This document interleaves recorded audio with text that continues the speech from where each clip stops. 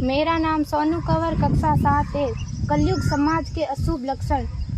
कुटुंब कम हुआ, संबंध कम हुआ, प्रेम कम हुआ, मर्यादा कम हुई, लाज लज्जा कम हुई, विनम्रता कम हुई, समर्पण कम हुए, पुस्तक वाचन कम हुआ, खान पान की शुद्धता कम हुई, बाल कम हुए, कपड़े कम हुए, नींद कम हुई, घी मक्खन कम हुआ, पीतल तांबे के बर्तन कम हुए, भाई भाई का प्रेम कम हुआ, सत्य कम हुआ, अतिथि कम हुए, धैर्य कम हुआ, श्रद्धा और विश्वास कम हुआ, बड़ों का सम्मान कम हुआ और भी बहुत कुछ कम हुआ, जिससे जीवन सहज था, सरल था। संतान को दोष न दे। बालक या बालिका को इंग्लिश मीडियम में पढ़ाया, अंग्रेजी बोलना सिखाया, बर्थडे और मैरिज एनिवर्सरी जैसे जीवन के शुभ प्रसंगों को अंग्रेजी कल्चर्स के अनुसार जीना ही श्रेष्ठ माना।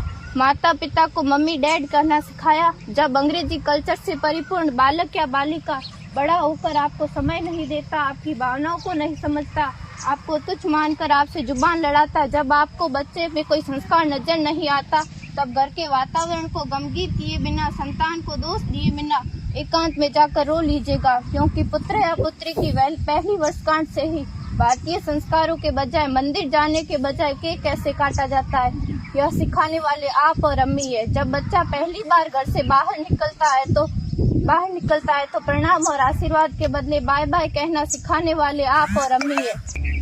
हम परीक्षा देने जाते समय इष्ट देव बड़ों के पैर छूने के बदले बेस्ट ऑफ लक कहकर परीक्षा भवन तक छोड़ने वाले आप और अम्मी है। बालक या बालिका के सफल होने पर घर में परिवार के साथ बैठकर खुशियां मनाने के बदले होटल में पार्टी मनाने की प्रथा को बढ़ावा देने वाले आप और अम्मी है। बालक या बालिका के विवाह के पश्चात कुल देवता देव दर्शन भेजने से पहले हनीमून के लिए फॉरेन टूरिस्ट स्पॉट भेजने की तैयारी करने वाले आप और अम्मी है। ऐसी कई ढेर सारी अंग्रेजी कल्चर्स को हमने जाने अनजाने स्वीकार कर दिया है। अब तो बड़े बुजुर्गों के पैर छूने में भी शर्म आती है। गलती किसकी? मात्र आपके माता और पिता की। अंग्रेजी अंतर्राष्ट्रीय भाषा है, से काम का जेतु सीखना है, अच्छी बात है, लेकिन इसकी संस्कृति को अपने जीवन में उतारने की तो कोई बाध्यता नहीं थी। अपनी समृद्ध संस्कृति को त्याग कर नैतिक मूल्यों, मानवीय संवेदनाओं से रहित अन्य सभ्यताओं की जीवन शैली अपनाकर हमने क्या पाया?